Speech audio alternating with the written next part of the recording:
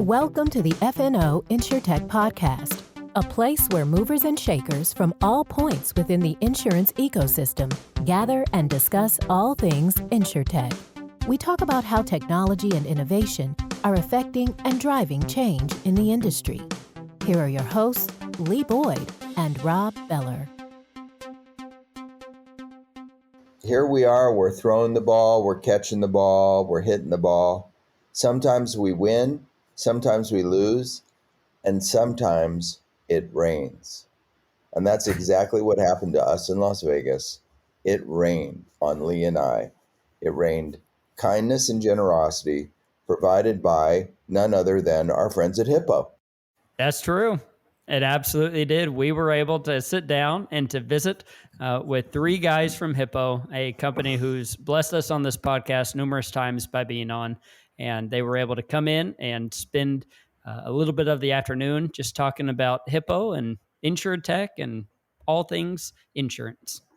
And we learned at ITC that one of the great benefits of doing our podcast is having access to really terrific people who are not only making a difference in the InsureTech world, but just good, kind people. And Assaf Wand and his team at Hippo absolutely fit into that.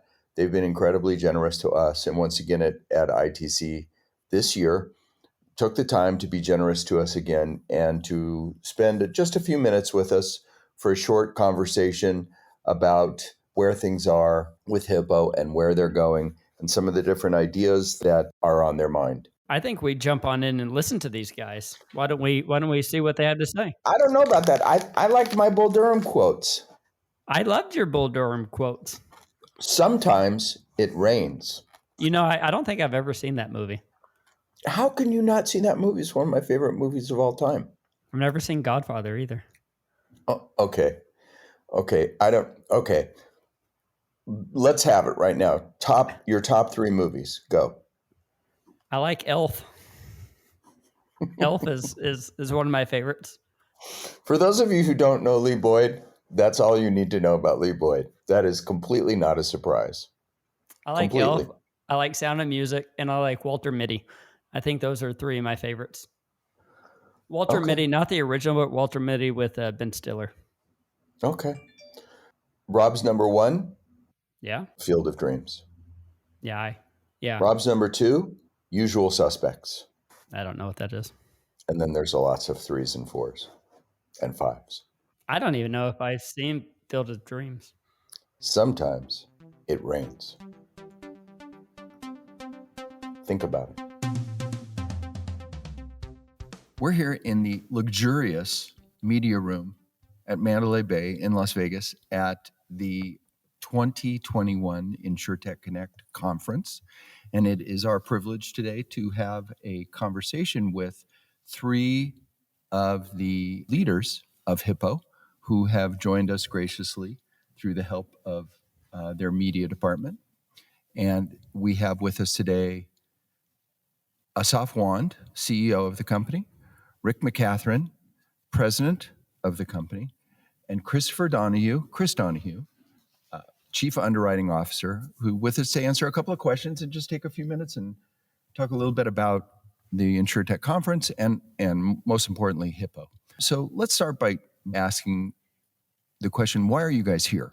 You have a pretty big contingent with you here. This is an InsureTech conference.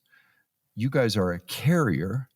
Explain why you're here in the size and presence that you've brought. Firstly, great to be in this luxurious suite. Thanks for having us here. I think it boils down to 2 points. The first one is when we started this journey, and I've been to the first ITC conference, we weren't a carrier. InsureTech was not a name. It wasn't even called InsureTech. And I received a lot from this conference. So this is partially a way for us to give back and contribute and support this ecosystem that grown to, I don't know how many people in there, probably several nice thousands of people right. in a COVID environment, which is very impressive. So I think this is our way to give back and be part of a discussion that's going. The second point, and this is why we have so many people in here. We basically unleash our people on this conference, and by that I mean anybody in the company that thinks that he wants to come and interact and engage, they should come. We don't look at what's the schedule and what's the agenda. If you're on the claim side, then you meet all of the vendors on the claims and you build the relationships and the partnership yourself. And each one should do their own agenda and integrate and run with the industry. There's so many amazing vendors, so many partners, so many people from the entire system. So we want to be here and support it. It's actually important for us. Rick, so are you guys here as buyers? I mean, a lot of InsureTechs are here as sellers, right? They're trying to find customers. They're trying to find placement for their products in the industry. What are you guys doing in that regard? Well, first of all, I'm glad you clarified your question with other than why are we here, Rob? Because I've been trying to figure out why the hell I'm here for a long, long time. But I think Assaf nailed it. We don't come with a specific buying or selling mentality. We come with with a desire to talk to a lot of really smart people that do a lot of different things. Is there partnerships?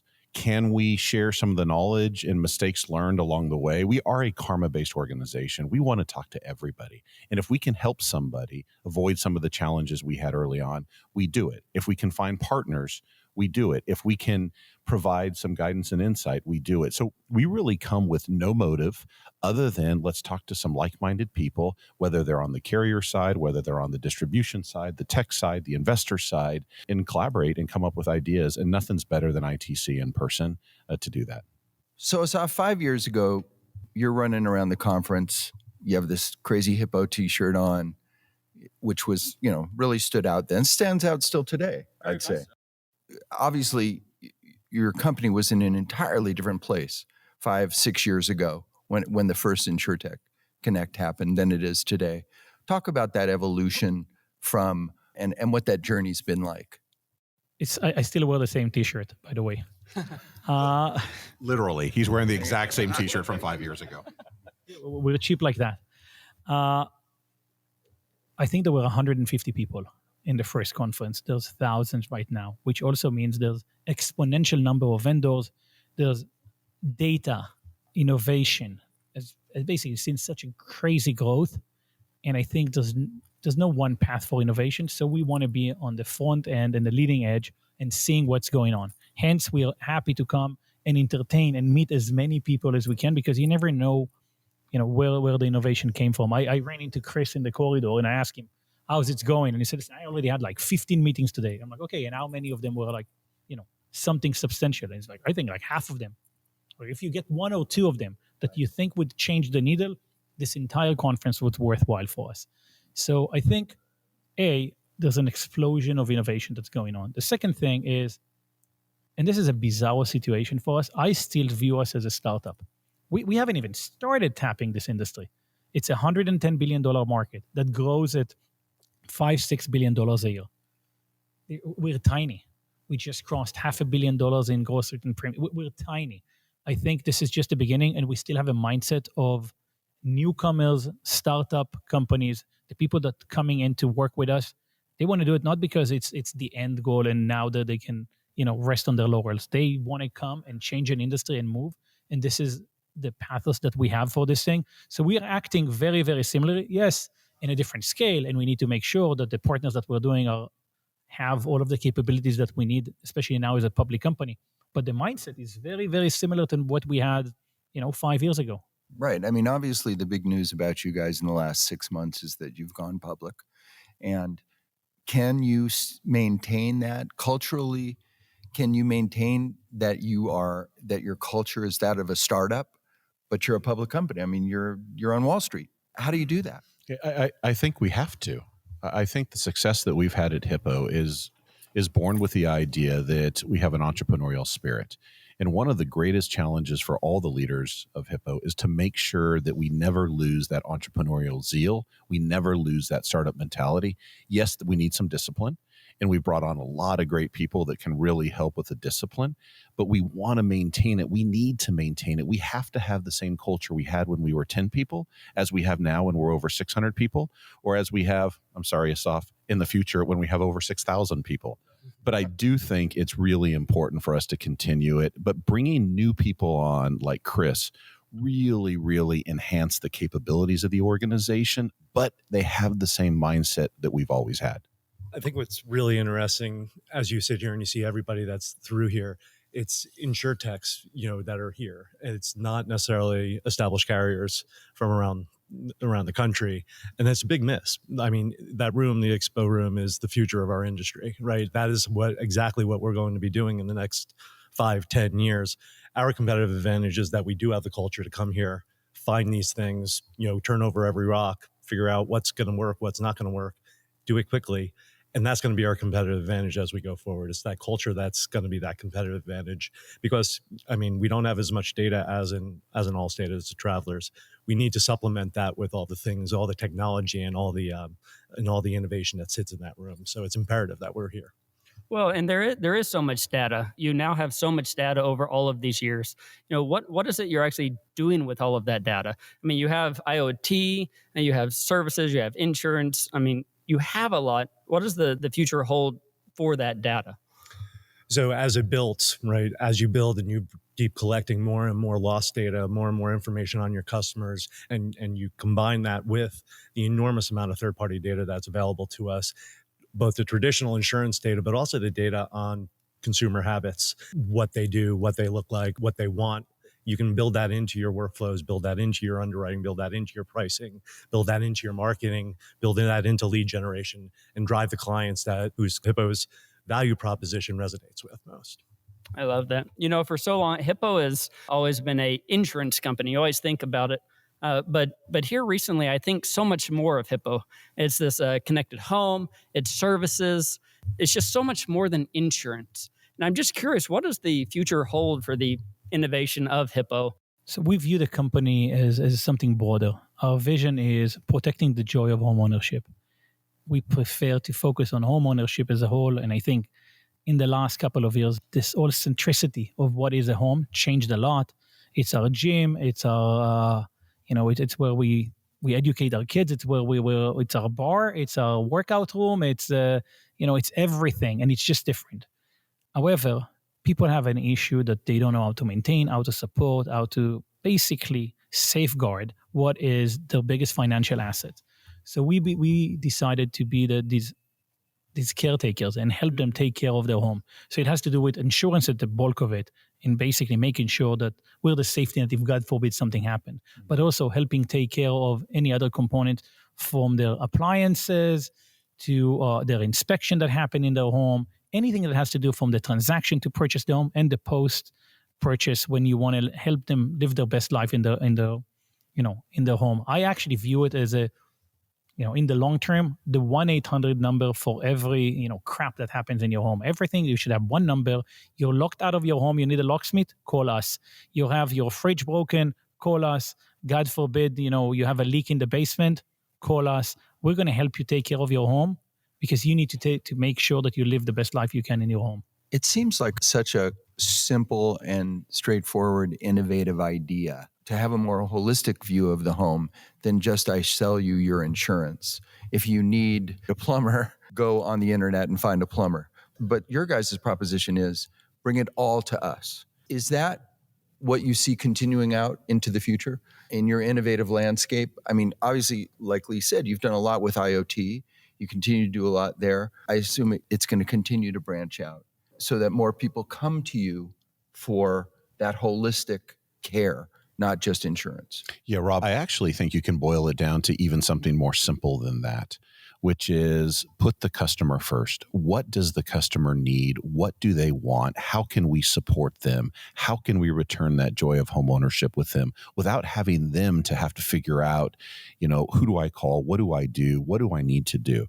I think our industry has struggled a bit recognizing there's a customer at the end of all of this. And as long as we remember there's a customer and their expectations have changed, and we look for solutions to help them, I think they win, we win, our partners win. It's a flywheel of, if we're providing IoT devices to help you mitigate risk, then you avoid the claim, which is the best claims experience imaginable, not having it. Then that produces for everybody. It's a win-win-win for everybody.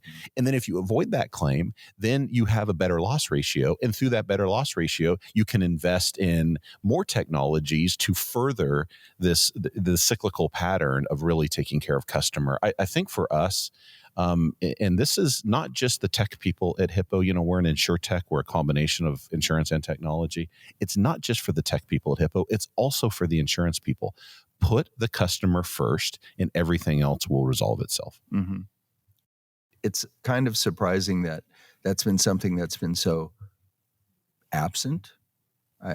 In the insurance world, I think that there's a lot of carriers that would argue that that's not the case. What people call their customers, they don't call them customers. They call them insureds. Yeah, insureds, policyholders. A lot of the times the customers are the agent, which by the way, we think agents add significant value into the situation.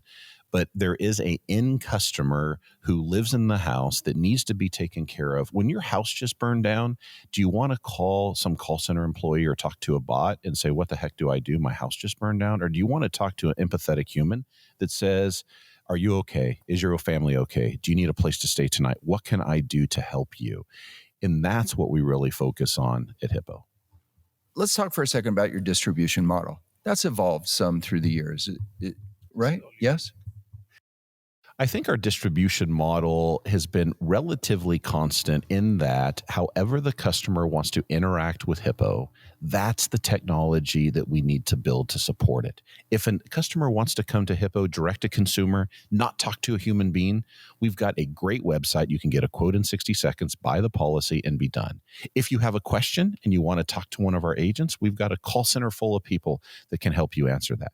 If you have an existing relationship with an agent that you've been going to for the last 20 years and you trust him or her, you can absolutely call that agent, and we've built technology to help support that agent, support you, the customer.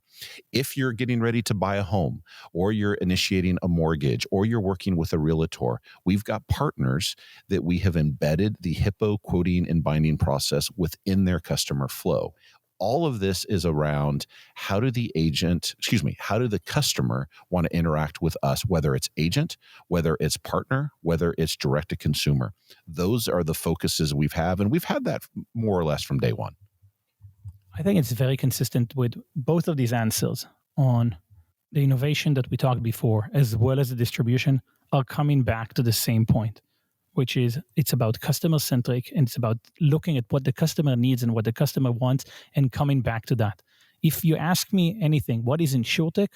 It's rethinking who the customer is. The technology, people should be agnostic. It doesn't matter if it's a machine learning, if it's AI by an alien technology, or it's a bunch of gnomes moving the paper behind the scenes. It doesn't really matter. It's about what does the customer want and how do we take care of the customer. The customer should be agnostic on what technology. That's why I actually hate when people are saying there's a bunch of AI. That we don't have IoT. I don't look at this IoT devices. Nobody should even know what the acronym for this is. It's about it's I give you some devices that help you mitigate risk. That's it. That's what you should need. And, if I can do it with software and not giving you the devices, way better. I don't need to give you anything. You as a customer should be enforced to basically focus on the stuff that you want. It's our problem to see how we can best take care of you. And that's, for me, this entire wave of InsureTech. It's refocusing back on who the customer is, as opposed to taking legacy and processes and politics and organizational structures and stuff like that, and focusing on how to solve that rather than to constantly ask the questions. That's why both of the answers that Rick gave were consistent on the same thing. We're agnostic how you want to purchase us as long as we focus on how the customer want to purchase. That's one thing. And the second thing is we come up with what the solution that we're going to give, because that's what the customer wants, not what the company wants to give you. Chris, is it challenging to create the underwriting structure for such an innovative company? Not traditional in so many ways. That must be quite a challenge on the underwriting side. I think it's actually quite freeing, right? To do things differently, to do things the way that you wanted to do them from the beginning. If you were to start over again And that's what we can do as a startup, is say, okay, if I were to tear this down and rebuild it, what would I make it look like? It probably wouldn't be what you see out there in the vast number of insurance companies, right? It just isn't the same as you would do it. We have the opportunity to do that. We have the will to do that and the culture to do that. In fact, we have the mandate to do that. And that comes from Rick and Assaf. And I think what it does is allow us to come here and whiteboard, right? And just say, okay, what if I found out from all the folks that I've talked about, and how can we implement the easiest process in order to obtain insurance up front? How do we communicate that message to our clients that it's about prevention, and that the insurance product that is traditionally sold in the marketplace is actually a backstop to all of that? So if we fail in preventing the loss along with our client, then we have the insurance product on the back end.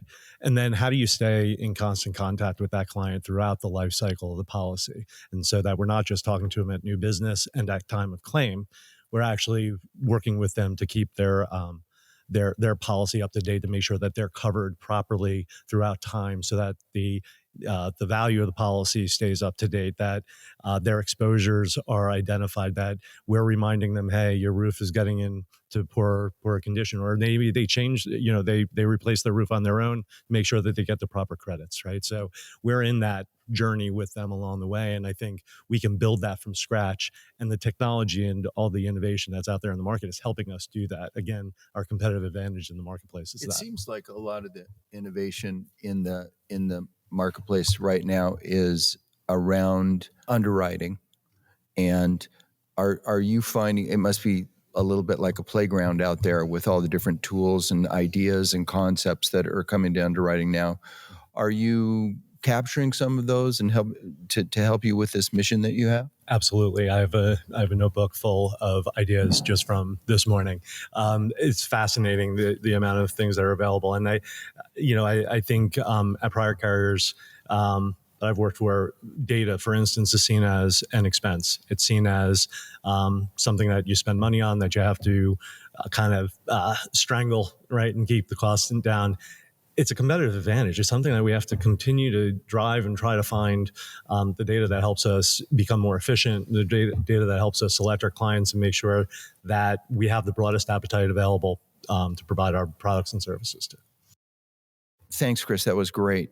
Assaf, in the last minute that we have here, we'll leave the last word to you to wrap up. Anything you'd like to go to? Sure. So two things. Firstly, I think one of the hardest things for all of these startups and companies in general is to find the right people that are coming from the industry, just like Chris and Mike and several of the others that we bought, that have the experience, the vast experience from the industry, but also this entire mindset of innovation and making something different and rethinking what they were doing. So this is probably where Rick and I are spending 50% of our time, finding the right people. So when you find a leader like Chris, then it's priceless. And then you have to let them run their course and implement what they need to implement. So that's one thing that I think is important. The second thing, we're in ITC, we're a public company. My conviction of the future of Hippo has never been as strong. This is a massive industry. We just started innovating in it. The path is rosy and there's so many opportunities ahead of us. My conviction hasn't changed. If anything, it's grown in the last 5-6 years that I've been doing it. I still believe that better use of data, more customer-centric approach, better focus on the customers and giving them what they want and what they need, changing the experience for them is what's going to change this entire industry. So nothing has changed. If anything, I think COVID has sped it forward. And I'm more optimistic than I was ever about Hippo, and this is just the beginning for us. Like we were saying at the beginning, it rained kindness and generosity upon Lee and I, mostly provided by Andrea, Courtney, and Jill, who we thank from the bottoms of our hearts. That's true. Thank you so much for putting this together. We thank all of you for being with us, and it was great to meet so many of you in Las Vegas. We'll look forward to doing it again next year. And who knows, maybe between now and then, you too will be on our podcast and will hear what we say every time. Goodbye, everybody.